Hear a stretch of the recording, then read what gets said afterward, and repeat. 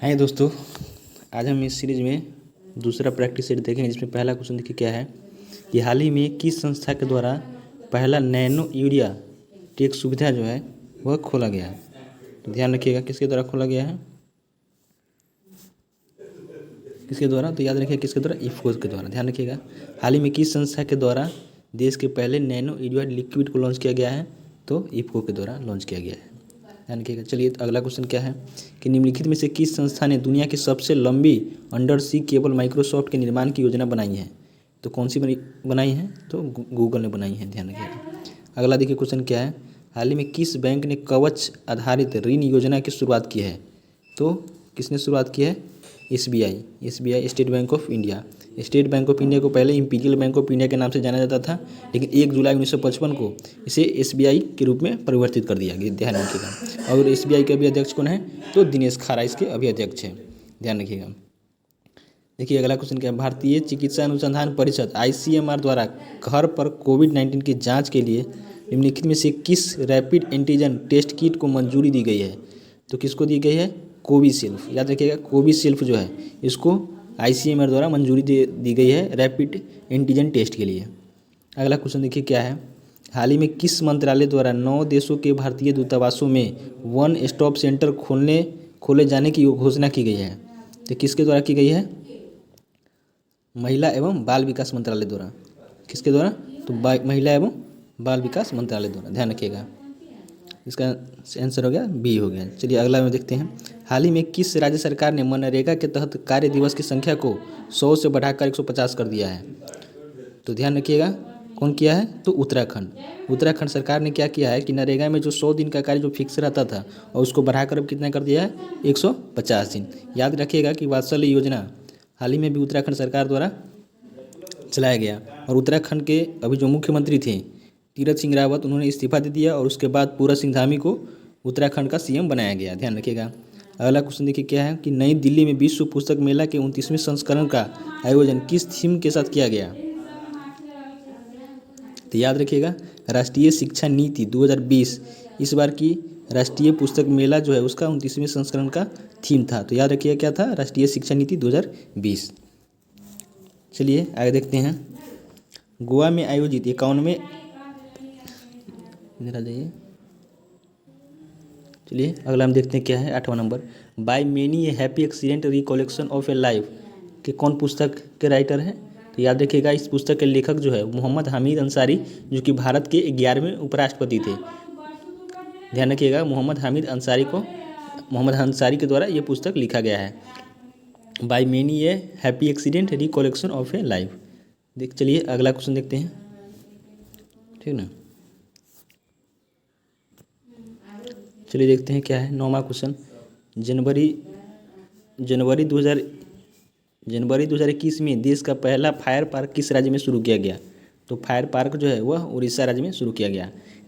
जबकि यदि पूछा जाए कि देश का पहला जेंडर पार्क तो हो जाएगा केरल में, और देश का पहला मेडिकल डिवाइस पार्क तो भी हो जाएगा केरल में। ध्यान रखिएगा 9वां क्वेश्चन। चलिए 10वां क्वेश्चन, जनवरी 2021 में किस देश ने पेरिस जलवायु समझौते पे पुनः शामिल होने का निर्णय लिया है। तो याद रखिएगा 2020 में अमेरिका जो है पेरिस जलवायु समझौते से अलग हो गया था।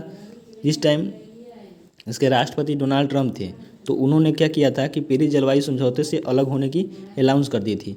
लेकिन जब बाद में 20 जनवरी 2020 को जब इन्होंने शपथ लिया, जो बाइडेन जो कि अमेरिका के 46वें राष्ट्रपति के तौर पे जब शपथ लिए, तो उन्होंने फिर से पुनः पेरिस जलवायु समझौते में शामिल होने का निर्णय ले लिया है। तो याद रखिएगा कौन अभी शामिल होने का निर्णय लिया, तो अमेरिका। ध्यान रखिएगा। चलिए अगला क्वेश्चन, हाल ही में किस समाचार पत्र को champion publisher of the year 2020 का अवार्ड दिया गया।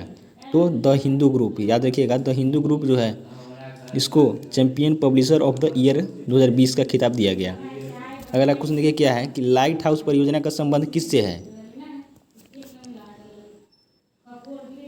तो याद रखिएगा लाइट हाउस परियोजना का संबंध जो है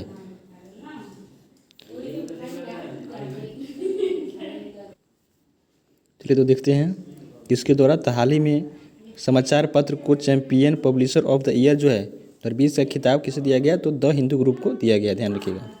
अगला में देखिए क्या है कि लाइट हाउस परियोजना का संबंध किससे है। तो किससे है, ध्यान रखिएगा पर्यावरण अनुकूल मजबूत घर प्रदान करने से है। तो लाइट हाउस परियोजना का संबंध जो है वह पर्यावरण अनुकूल मजबूत घर प्रदान करने से है। यह ऐसे क्षेत्रों में बनाए जाएंगे जहाँ पे ज़्यादा प्राकृतिक आपदा जो आते रहते हैं, खास करके बंगाल की खाड़ी के जो तटीय इलाकों वाले देश राज्य हैं जैसे कि उड़ीसा, पश्चिम बंगाल, इन सबों में जो है लाइट हाउस परियोजना का शुरुआत किया जाएगा, ध्यान रखिएगा। देखिए अगला क्वेश्चन 13 नंबर क्या है कि किस राज्य या केंद्र शासित प्रदेश द्वारा महिला शिक्षा को बढ़ावा देने हेतु सुपर 75 छात्रवृत्ति योजना की शुरुआत की गई। तो याद रखिएगा जम्मू कश्मीर सरकार द्वारा जो है वह सुपर 75 छात्रवृत्ति योजना की शुरुआत की गई। चलिए अगला क्वेश्चन क्या है कि भारत सरकार द्वारा कोविड-19 वैक्सीन के रजिस्ट्रेशन हेतु किस ऐप को लॉन्च किया गया है। तो कोविन सीधे कोविन ऐप जो है वह लॉन्च किया गया है, ध्यान रखिएगा। विश्व वायु गुणवत्ता रिपोर्ट 2020 के अनुसार निम्नलिखित में से कौन दुनिया की सबसे प्रदूषित राजधानी घोषित की गई है। तो याद रखिएगा नई दिल्ली को जो है वह दुनिया की सबसे प्रदूषित राजधानी घोषित किया गया है विश्व वायु गुणवत्ता रिपोर्ट 2020 के अनुसार। चलिए आगे देखते हैं। देखिए 16वां नंबर में क्या है कि गोवा में आयोजित 51वें अंतर्राष्ट्रीय फिल्म महोत्सव में कौन सा देश को फोकस कंट्री के रूप में चुना गया। तो याद रखिएगा 51वें अंतर्राष्ट्रीय फिल्म महोत्सव में बांग्लादेश को जो है वह फोकस कंट्री के रूप में भारत के द्वारा चुना गया, ध्यान रखिएगा। इसका आंसर हो जाएगा बांग्लादेश। चलिए 17 नंबर में देखते हैं क्या है कि जर्मन संस्था द्वारा जारी वैश्विक जलवायु जोखिम सूचकांक 2021 के संबंध में कौन सा कथन सत्य है। तो देखिए 2 इसमें ऑप्शन दिए हुए हैं, इसमें से पता करना है कि कौन सा ऑप्शन जो है वह सही है। तो पहला ऑप्शन क्या है कि इस सूचकांक में प्रथम स्थान पे मोजम्बिक को प्राप्त हुआ है। दूसरा क्या है कि इस सूचकांक में भारत का स्थान 7वां है। तो याद रखिएगा ये दोनों कथन इसमें सही है। याद रखिएगा इसमें पहला स्थान जो है वह वैश्विक जलवायु जोखिम सूचकांक में मोजम्बिक को प्राप्त हुआ है, लेकिन भारत जो है यह पहली बार जो है इसमें टॉप 10 में अंडर आने का यानी कि रिकॉर्ड बनाया है, याद रखिएगा। जबकि 2020 में पूछा जाए तो भारत का इसमें 9वां रैंक था और इस बार जो है 2021 में इसकी रैंक जो है वह 7वां रैंक आ गया है, ध्यान रखिएगा। चलिए आगे देखते हैं काजा क्लास को हाल ही में किस देश की महिला प्रधानमंत्री के रूप में नियुक्त किया गया है। तो याद रखिएगा एस्टोनिया देश के जो है वह पहली महिला प्रधानमंत्री के रूप में नियुक्त किया गया है।